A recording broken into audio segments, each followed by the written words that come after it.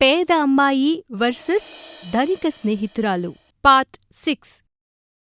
క్రితం ఎపిసోడ్లో చైత్ర తన స్వార్థం కోసం ఒక ఆడపిల్ల అనే జాలి కూడా లేకుండా తన కింద పనిచేస్తున్న పాపానికి శ్రావ్య జీవితాన్ని పణంగా పెట్టిన విషయం ఆమె స్వయంగా కావ్యతో చెప్పింది. ఆ తర్వాత కావ్య ఎలా రియాక్ట్ అయింది, తన స్నేహితురాళ్ల కథ ఎలా ముగిసింది అనేది ఈ ఆఖరి ఎపిసోడ్లో చూద్దాం. నాకు ఒక బాయ్ ఫ్రెండ్ ఉన్నాడు. తనతో నా రిలేషన్ చాలా కాలం నడిచింది. ఆ టైంలో తనతో నేను చాలా క్లోజ్గా ఉన్న ఫొటోస్, వీడియోస్ ఉన్నాయి.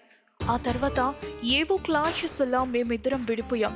అందుకే ఆ ఫొటోస్, వీడియోస్ ఇచ్చేయమని అడగడంతో తను నన్ను డబ్బులు డిమాండ్ చేసేవాడు. అందుకే ఆ డబ్బు కోసమే శ్రావ్యతో హెవీ వర్క్ చేయించి నేను నా టార్గెట్ కంప్లీట్ చేసుకుని ఆ వచ్చే ఇన్సెంటివ్స్ అవి వాడికి ఇచ్చేదాన్ని. కానీ వాడు ఫైనల్ సెటిల్మెంట్ కోసం మరో గర్ల్ ఫ్రెండ్ని తనకి పరిచయం చేయమన్నాడు. ఆమెకే ఆ ఫొటోస్, వీడియోస్ ఇచ్చి పంపుతానన్నాడు. అందుకే శ్రావ్యను ఆ పని మీద పంపాను. అంటే శ్రావ్యకి నువ్వు ఏ పర్పస్ మీద కారిచ్చి వాడి దగ్గరికి పంపుతున్నావో తెలుసన్నమాట అని చాలా కోపంగా అడిగింది. అప్పుడు చైత్ర ఇలా బదిలిస్తుంది. అసలు నువ్వు వాడదానివేనా? నీకు ఒళ్ళు కొవ్వెక్కి నువ్వు నీ బాయ్ ఫ్రెండ్తో తిరిగి వాడిని వదిలించుకోవడానికి మరో అమాయకురాల్ని బలి చేస్తావా? నిన్నిలా కాదు, వెంటనే పోలీస్ కంప్లైంట్ ఇచ్చి నిన్ను వాడిని లోపలేస్తాను. అయ్యో ప్లీజ్ మేడం, ప్లీజ్, ఈ మ్యాటర్ ఇంత కాంప్లికేటెడ్ అవుతుందనుకోలేదు. ఎందుకు అనుకోవు Chaitra? Are you gone out of your mind or what?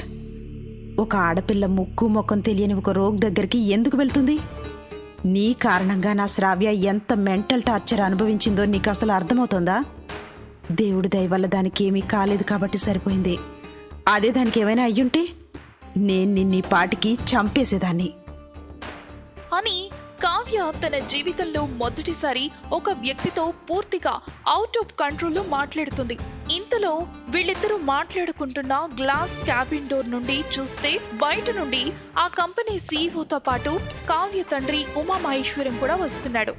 వీళ్ళు ఆ గ్లాస్ డోర్లో నుండి వాళ్ళని గమనించి రియాక్ట్ అయ్యేలోపు ఆ పెద్ద మనుషులిద్దరూ ఈ క్యాబిన్ లోకి రాని వచ్చేశారు. తమ కంపెనీ సీఈఓని చూసేసరికి చైత్ర కాళ్ళు, చేతులు వణికిపోతున్నాయి. అంత ఏసీ గదిలో కూడా ఆమెకు చెమటలు పడుతున్నాయి. ఇప్పుడు ఇష్యూ పెద్దదైపోయిందని ఆమెకు అర్థమైపోయింది. ఉమామహేశ్వరం ఆ సీఈఓకి తన కూతుర్ని ఇంట్రడ్యూస్ చేస్తూ, గోవింద్, తనేరా నా one and only doctor Kavya. Hello Kavya. Kavya, he is Govind Mukherjee, ఈ company CEO, bestie of mine. Hello uncle. Chaitra, let me know, అసలు ఏంటి నీకు శ్రావ్యతో వచ్చిన ప్రాబ్లం? అదంతా నేను చెప్తాను అంకుల్ అని అప్పటి వరకు చైత్ర తనతో చెప్పినది శ్రావ్య ఎవరితో పంచుకోలేక, అలా అని తనలోనూ దాచుకోలేక ఇంతో అంతో తన పర్సనల్ డైరీలో రాసుకున్న విషయాలన్నీ ఆ సీఈఓతో చెప్పింది. అదంతా విన్న CEO, Chaitra, you bloody bitch, I am sorry to say this, but నువ్వు ఏం చేసావో నీకు అర్థమవుతుందా?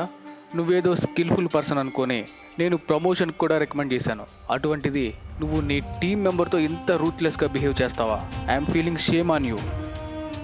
అంకుల్, ఇప్పుడు తననని ఏమీ యూజ్ లేదు. అసలు దీని అంతటికీ కారణం ఆమె ఎక్స్ బాయ్ ఫ్రెండ్. వాడిని పట్టుకుని లోపలేస్తే ఇక్కడ ఇద్దరి ఆడపిల్లల లైఫ్స్ నార్మల్ అవుతాయి.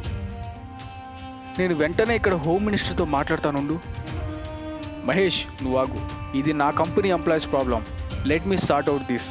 డైరెక్ట్గానో ఇండైరెక్ట్గానో నా వల్ల కూడా కొంచెం మిస్టేక్ జరిగింది కనుక నేనే సెటిల్ చేస్తాను. Let me ruin that rogue. వాడి పేరేంటి Chaitra? Give me his details అని ఆ కుర్రాడి విషయం తను చూసుకుంటారని చెప్పి వెళ్ళిపోయాడు.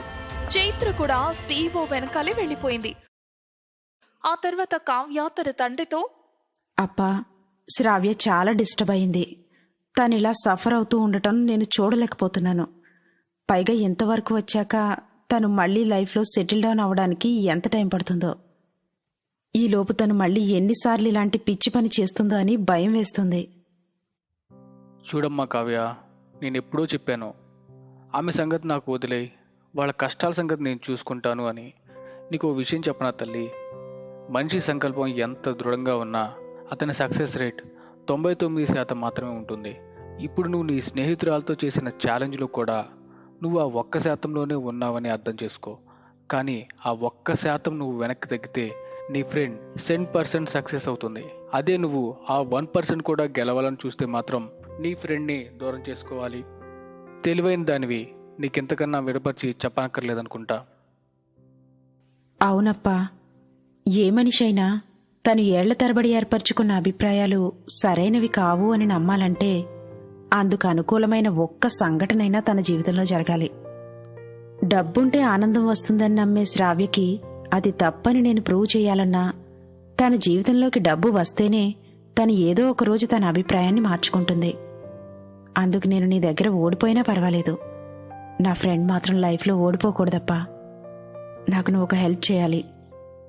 అమ్మయ్య, మొత్తానికి నా కూతురు ఇన్నేళ్లకి నన్ను ఒక హెల్ప్ కోరింది.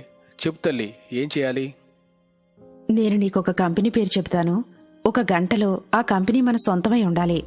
ఆ కంపెనీ నుండి శ్రావ్యకి ఒక కాల్ లెటర్ వెళ్ళాలి అని తన మాస్టర్ బ్రెయిన్ తో ఆ క్షణం గెలుపు ఓటమి అనే తర్కం లేదు, ఎలాగైనా తన ఫ్రెండ్ లైఫ్ లోకి లక్ ని తీసుకొచ్చి పెట్టాలనే మొండి సంకల్పం మాత్రమే ఉంది.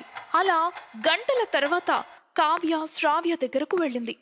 అప్పుడే నిద్రమత్తులో నుండి తేరుకుంటున్న ఆమె ముందు కావ్య కనిపించింది.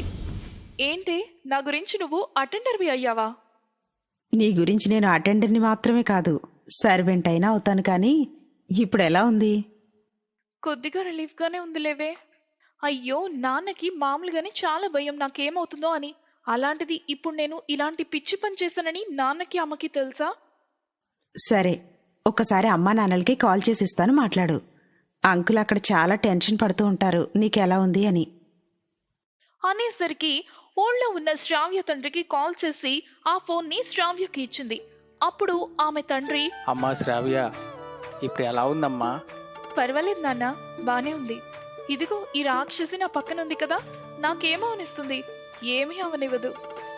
సర్లేమ్మా, అదేదో ఏఎన్ఎం కంపెనీ అంట, దాని నుండి కాల్ లెటర్ వచ్చిందమ్మా.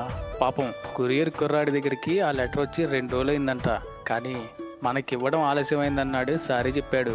ఎందుకన్నా మంచిదని ఆ కాల్ లెటర్ తెరిచి చూశాను. ఇంకా 10 రోజులు ఉందమ్మా, అందులో రిపోర్టింగ్ టైం. ఆ ఊరికి కాని ఊళ్ళో ఉద్యోగం ఎందుకులేమ్మా, అది మానేసి ఇక్కడికే వచ్చే తల్లి. చిన్నదో పెద్దదో ఈ ఉద్యోగమే చేసుకుంటూ మా కళ్ళ ముందు ఉండు గాని. సరే నాన్న అని కాసేపు వాళ్ళ అమ్మతో కూడా మాట్లాడి ఫోన్ పెట్టేసింది. అలా తల్లిదండ్రులతో మాట్లాడినాక వాళ్ళ నోటి నుండి ఒక గుడ్ న్యూస్ విన్నాక శ్రావ్య చాలా హ్యాపీగా ఫీల్ అయింది. అంతే, మరో 2 రోజుల్లో కోలుకొని తన జాబ్ కి రిజైన్ చేసి ఊరికి వెళ్లిపోయింది. వెళ్లే ముందు చైత్ర శ్రావ్యకి సారీ చెప్తుంది. అలా తన ఇంటికి వెళ్లి శ్రావ్య కలగన్న ఉద్యోగాల్లో ఆ ఏఎన్ఎం కంపెనీలో జాబ్ కూడా ఒకటి కావడంతో శ్రావ్య ఆ ఆనందాన్ని కావ్యతో పంచుకుంది. అలా తన ఫ్రెండ్ ని గెలిపించడానికి ఆ కంపెనీనే కొనిపించి తన ఫ్రెండ్ కి జాబ్ ఇప్పించింది కావ్య. పాపం ఇవేమీ తెలియని శ్రావ్య తన జీవితంలో జరిగిన మొట్టమొదటి మంచి ఆ కంపెనీలో జాబ్ తనని వెతుక్కుంటూ రావడం అనుకుంది. అలా కొన్నాళ్లు ఆ జాబ్ లో ఉన్నాక శ్రావ్య వాళ్ళ ఆర్థిక స్థితిగతులు మారిపోయాయి. డబ్బుల కోసం ఇబ్బంది పడే పరిస్థితి పోవడంతో శ్రావ్యకి అప్పుడు ప్రపంచమంతా పాజిటివ్ గా కనిపిస్తుంది. అప్పుడు శ్రావ్య కావ్యతో, కావ్య, నువ్వు అన్నది నిజమేనే. ఆనందం అంటే మన మనసులో పుడుతుంది. దానికి డబ్బులతో హద్దులు మనమే పెట్టుకుంటాం. కొందరు ఆ హద్దులు లోపలికి రాగలుగుతారు, ఇప్పుడు నాలాగా. మరికొందరు ఆ హద్దులు బయటే ఉండిపోతారు, ఇంతకు ముందు ఉన్న నాలాగా. ఏది ఏమైనా నువ్వన్నది నిజమే. మన మనసుని అదుపులో ఉంచుకుంటే అన్ని పాజిటివ్ గానే జరుగుతాయి. అందుకు డబ్బే ఉండనక్కర్లేదు అని తనని గెలిపించింది తన ఫ్రెండే అని తెలియకపోయినా తన ఓటమిని తన ఫ్రెండ్ గెలుపుగా సెలబ్రేట్ చేసుకుంది. ఆ విధంగా డబ్బు అంతరాల మధ్య మొదలైన ఒక ఛాలెంజ్ ఇద్దరు ఫ్రెండ్స్ ని గెలిచిందో ఓడిందో తెలియకుండా అయోమయంలో పడేసింది.